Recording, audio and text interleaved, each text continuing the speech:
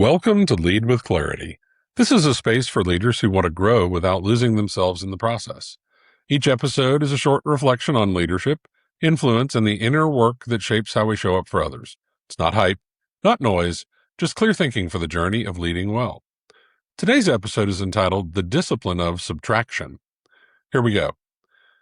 Today I want to talk about a habit that separates leaders who feel busy from leaders who are actually effective. And it starts with a line from Antoine de Saint-Exupery, the French writer and aviator who gave us The Little Prince. He wrote it about aircraft design, but it has stayed with me for years as a leadership principle. He said, "Perfection is achieved not when there is nothing more to add, but when there is nothing left to take away." Think about that for a second. Many of us were trained to solve problems by adding things. A process breaks down, so we add a checkpoint. A decision goes wrong, so we add an approval. A team loses focus, so we add another priority to the list. Addition feels like action. It feels like we're doing something about the problem. Saint-Exupery understood the opposite from a very practical place. He was an engineer as much as a writer, and in his world, every extra pound on an aircraft had a cost. Anyone can bolt on another part. It takes real skill to look at a design and know exactly what can come off without the whole thing falling apart. That's not carelessness, that's mastery. Here's where a lot of leaders misread this idea.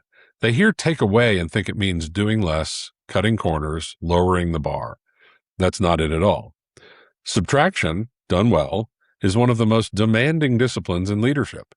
It requires you to understand a system deeply enough to know what is load-bearing and what is just weight. Anyone can add. It takes judgment to remove the right things and leave the structure standing. So the reframe is this. The next time you're looking at a strategy, a meeting, an org chart, or a process, don't just ask what's missing. Ask what could come off. Ask what would happen if you cut it by a third. You will often find that the thing you were about to add was never the real fix. The real fix was clearing away what was already crowding the space.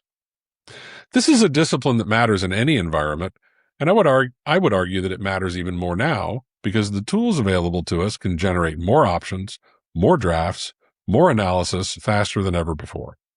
What they cannot do is tell you what to leave out. That judgment, that sense of what serves the outcome and what is just noise, is still entirely yours to carry. As you move through your week, carry this question with you.